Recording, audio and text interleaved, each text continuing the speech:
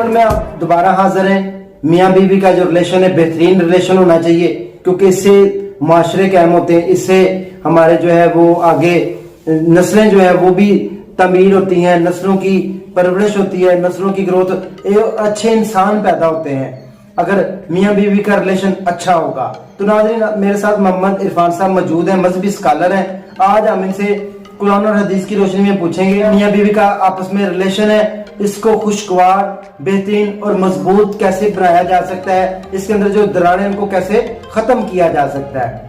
जी, बहुत खूबसूरत सवाल है कि ज़वाजी ज़िंदगी को कैसे खुशगवार बना सकते हैं। जिस इंसान के अंदर दो चीज़ें आ जाएंगी वो घर खूबसूरत और अच्छा बन जाएगा। वो दूसरी दो चीज़ें क्या हैं? Loving and caring. जिस बंदे के अंदर लविंग एंड केयरिंग होगी, उस मियाँ बीवी के रिश्ते के अंदर कभी दरार नहीं आ सकती, कभी वो रिश्ता टूट नहीं सकता। एक बंदा है, अपनी मियाँ बीवी के जो ताल्लुकात है उनके साथ साथ लविंग एंड केयरिंग बहुत ज़रूरी है। जो बीवी है वो अपने हस्बैंड से यही चाहते हैं कि मुझे ऐसा शख्स, ऐसा आदमी चाहिए जो मेरे मुझसे प्यार करे, और ऐसा प्यार करने के साथ साथ एक ऐसा भी इंसान चाहिए कि जो उसकी हिफाजत भी करे। जब इंसान प्यार करने के साथ उसकी हिफाजत नहीं करेगा तो फिर ये रिश्ता नहीं होगा।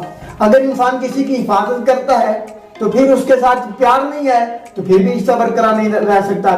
इसलिए आकर इस्लाम के फरमान के मुताबिक भी देख लिया, आकर इस्लाम अक्सर साहबा में फरमाया करते थे। किसी ने पूछा साहबी ने कि या रसूल सल्लल्लाहु अलैहि वसल्लम, आपको सबसे खूबसूरत, सबसे महबूब कौन सा शख्स है, या कौन है सबसे महबूब? आप सबसे फरमाया आयशा।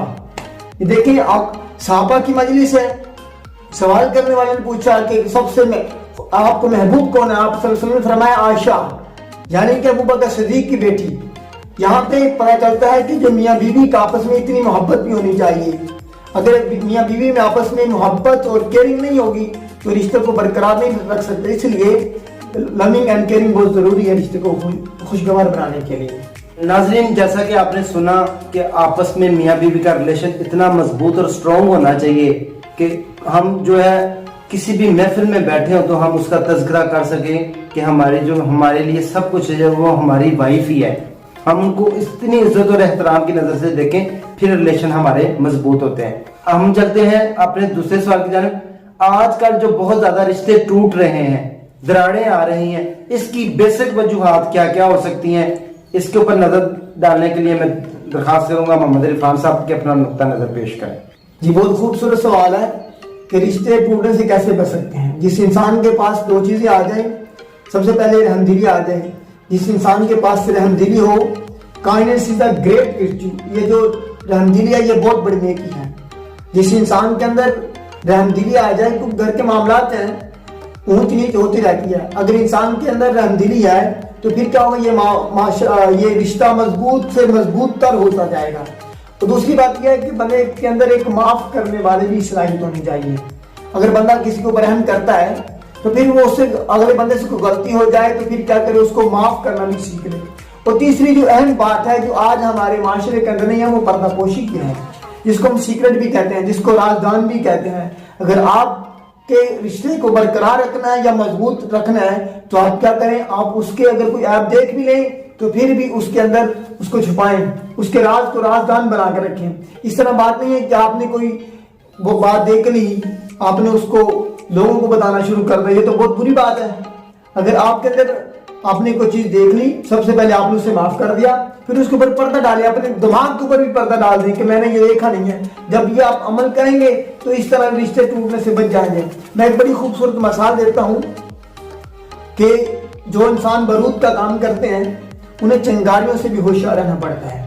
ये जिस तरह ये रिश्ता इतना नाजुक रिश्ता है कि जिस तरह एक बारूद का काम करने वाला जरा सी चिंगारी उसको लगी नहीं तो वो सारे का सारा तबाह हो जाएगा। इसलिए रिश्ते को बचाने के लिए जिस तरह बारूद का काम करने वाला शख्स चिंगारी से भी होशियार रहता है, इसी तरह हर बंदे को जो मियाँ बीवी है उसको इस तरह एहतियात करनी चाहिए, तो फिर ये रिश्ता बरकरार रहेगा। अगर वो एहतियात नहीं करेगा तो जरा सी चिंगारी किसी भी तरह किसी ने बता दी तो हमारे रिश्ते के अंदर दरार पड़ सकती है।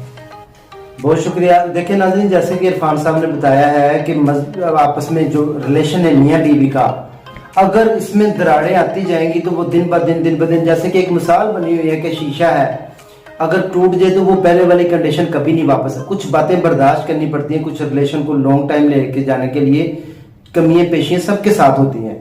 तो अच्छे रिश्तों को कायम रखने के लिए हमें सब कुछ बर्दाश्त करके आगे बढ़ना पड़ता है। तो नाज़रीन, आज हम अगला सवाल करेंगे इरफान साहब से कि हमें ये बताएं कि जो मियाँ बीवी का रिलेशन है, ये जो खराब होने की वजह है, क्या इसमें सास बहू का कोई इशू है? इस्लाम इसके बारे में क्या कहता है कि क्या शोहर के क्या हकूक है बीवी के पास और बीवी के क्या हकूक है कि उस सास के साथ इनकी जो आपस में लड़ाई और झगड़े पैदा हो जाते हैं, इसकी बेसिक वजह क्या है जिसकी वजह से घर खराब अक्सर होते हैं, हमने देखे हैं। जी, ये बहुत खूबसूरत सवाल है कि बहू के अंदर और सास के अंदर रिश्ते के अंदर क्या तल्लुक होना चाहिए।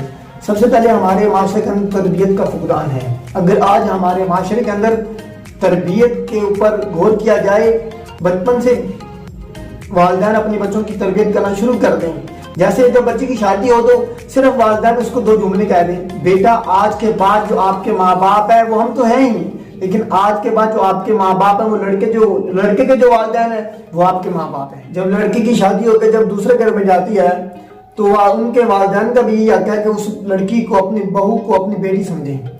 जब वालिदैन, लड़के के वालिदैन जब लड़की को, आने लड़की को अपनी बहू को अपनी बेटी समझ लें तो फिर ये ताल्लुक खत्म हो जाएंगे। जैसे अगर आज हमारी बेटी किसी दूसरे घर में ब्याह कर जाती है तो हम यही ख्याल करते हैं कि आज ये हमारी बेटी को दुख मिल रहा है, आज हमारी बेटी को तकलीफ मिल रही है। अगर हम आने वाले अपनी बेटी को भी गौर कर लें कि आज हमारे साथ आने वाली हमारी बेटी, हमारी बहू, हमने उनके साथ किस तरह के ताल्लुकात को रखा है, तो फिर हमारे में यकीन है कि हम बहू और सास के दरमियान जो ताल्लुकात हैं वो बहुत अच्छे हो सकते हैं। सिर्फ यही कहना है कि ये जो आने वाली जो बहू है वो बहू नहीं, वो बेटी है।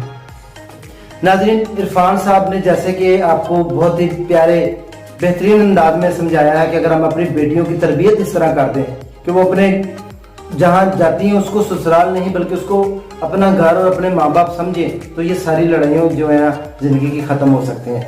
नाज़रीन, मैं अब आपको ये भी बताता चलूँ कि इन सारी बातों के पीछे जो मेन राज है वो यही है कि हम अगर अपनी औलाद की तरबियत बेहतरीन कर दें, इस अंदाज में करें कि वो उसके जहन से, उसके माइंड से ये कॉन्सेप्ट ही खत्म हो जाए कि बेटा जहां तुमने जाना असल घर तुम्हारा वो है, तो सारी मेरा ख्याल है लड़ाइयाँ खत्म हो सकती हैं।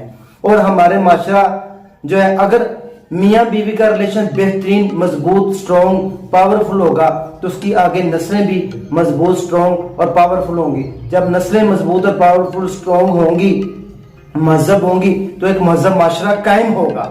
नाज़रीन, इससे हम बहुत सारी प्रॉब्लम से बच सकते हैं। नाज़रीन, जरूरी है कि मियाँ बीवी का रिलेशन बहुत अच्छा और मजबूत होना।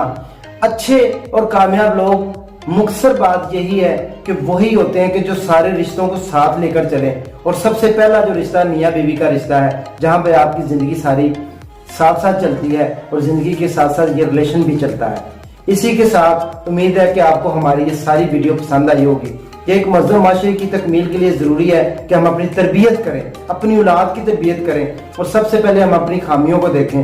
किसी के ऊपर नुक्ताचीनी करने के बजाय हम अपनी खामियों को दूर करें और सब रिलेशन को साथ लेकर चलें। इसी के साथ अपने भाई डॉक्टर अजान फजल को इजाजत दें। नेक्स्ट सेगमेंट में इंशाल्लाह ताला दोबारा हाजिर होते हैं। दुआओं में याद रखें। फी अमानिल्लाह।